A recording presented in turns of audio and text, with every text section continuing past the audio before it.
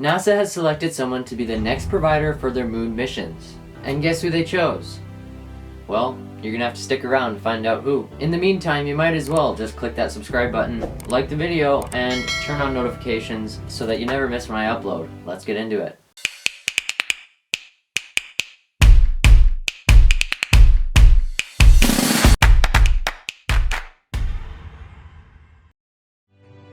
Hey guys, Jake here from Simply Space, and on April 16th, NASA decided to announce the winner for the HLS contract for the human-rated moon system. And the winner is SpaceX!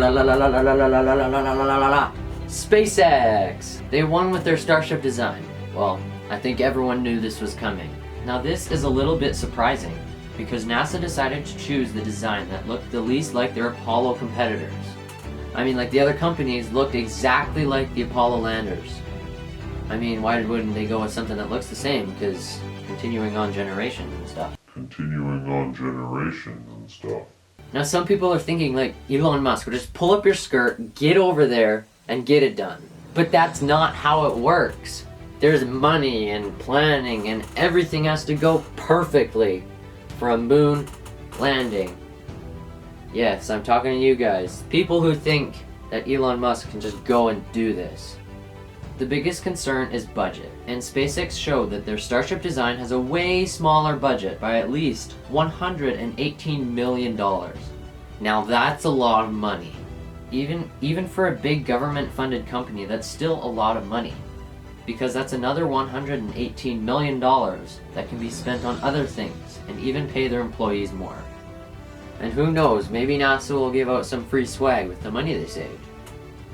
NASA said that they weren't playing favorites just on the cost. They say that they were making their decision on what each company was going to be able to do on the moon, and the kind of research that they would be able to do. But in the end, this means that the low cost is one of the biggest factors in choosing SpaceX. But another thing that was a little interesting is that NASA was originally going to choose 2 winners of this contract, but NASA only chose one, and that was SpaceX. Well, it would make sense to have 2 contracts to create some redundancy, so that if something does go wrong, they can just switch to the other company, and then they can fix the other one as they're working with the other one. So it's like always flippity-flop. So here's no business, here's business, one's here, if one goes down, the other one goes up. See? Simple. Maybe you can have both at the same time. Extra business. But NASA based this change on the overall cost and their budget. And NASA said that the SpaceX proposal was way less than anyone else. The next highest cost would be the Blue Origin, which by the way had a way higher cost count. But the reason SpaceX is so cheap is because they decided to self-fund about 50% of testing and development cost.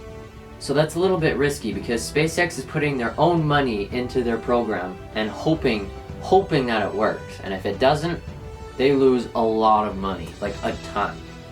So this whole video so far has just been about cost. That's one of the biggest things. But there are also 3 other sections that they were looking at. There's technical, pricing, and management. NASA stated that SpaceX exceeded expectations in all of those categories compared to the other companies. Now we know this is true because the payload bay on the Starship can hold crazy amounts of things. I mean, just look at it. It's massive. I mean, if the payload bay on the Falcon Heavy is big enough to lift a car into space, then think about the Starship. Well, this one's a lot bigger. That's what she said! Now NASA is only expecting to use the Starship for payload purposes and are planning to send the crew on the SLS rocket to once again increase redundancy. So how this is going to go down is that the Starship and the Orion are going to dock in space, the crew from the Orion is going to transfer into the Starship, and then go down to the moon. And the good thing is that the Starship can stay in lunar orbit waiting for the crew for 100 days, which is actually 10 days longer than NASA specified. Now when the Starship has landed on the moon, SpaceX proposes to have a pressurized and unpressurized payload bay, and even 2 airlocks at the bottom for surface EVAs. But there are a few concerns with NASA and the Starship. I mean that because the Starship landing process is very complex. I mean, like, the Starship is going to be doing multiple dockings to several different objects. The majority of those will be for the fuel transfer from the tanker Starship while in Earth orbit. So they are planning to do these fuel transfers in Earth orbit because it is a lot easier to do it instead of in moon orbit, which is millions, not millions, I can't remember how long it is away, but it's far away. And if something goes wrong, they can't get the crew back super fast. Even if SpaceX nails these demonstrations, there will still be some challenges, since there are multiple vehicles involved in one mission. And also when the Starship is on the moon, if you think about it, the crew module is on top of a 30-meter rocket. So, how would the crew get down? Is there going to be like an elevator or something? I don't think they've told us about that yet. And also, what do they do if the elevator breaks? So all of this comes down to two major points, cost and budget. Now if NASA's budget was higher, then yes, I could see them using a second provider because they have the money to spend. This contract allows SpaceX to do an unmanned landing demonstration and one crew landing after that. From then, they will need to win Contract B to have long-term missions. Now some people are really upset with this decision because there's only one provider. Now yes, I think it would be really cool if they could cut costs and increase their budget so that they can have a second provider.